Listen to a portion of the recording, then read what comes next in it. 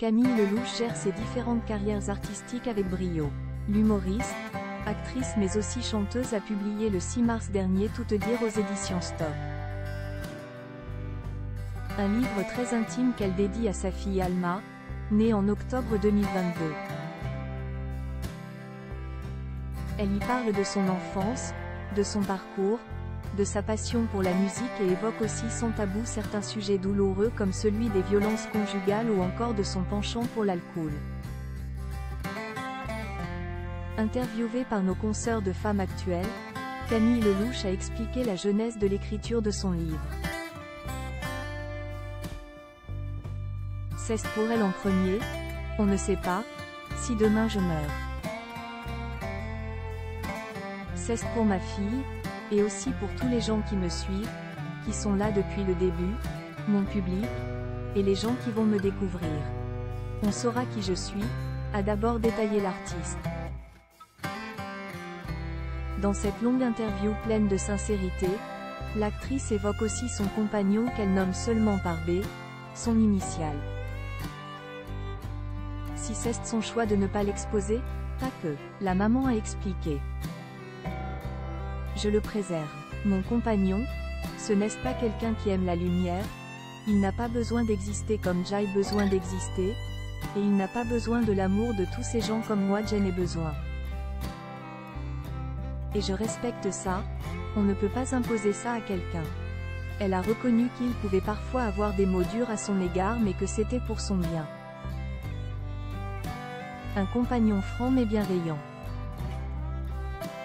Il m'apporte énormément. C'est quelqu'un qui me dit la vérité, un peu crue parfois. Dans ce cas, je lui dis, tu parles à la femme ou à l'artiste? Parce que l'artiste elle est un peu sensible.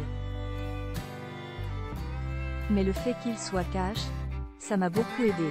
Je suis vraiment très sensible, mais je trouve que je gère mieux mes émotions, a analysé Camille Lelouch. Puis de renchérir.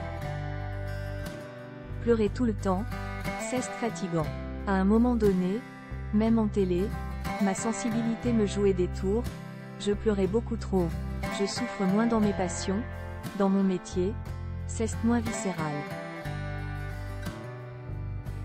Concernant son penchant pour l'alcool, l'humoriste a indiqué que son compagnon était pour beaucoup dans le choix d'en avoir désormais une consommation modérée. Il m'a clairement aidé. C'est bizarre, mais peut-être que si ça avait été quelqu'un d'autre, j'aurais dit ben salut, a d'abord confié Camille Lelouch. Cette dernière a ensuite précisé que se sachant déjà amoureuse de lui, elle a compris qu'elle devait faire attention sur ce point afin de ne pas le perdre.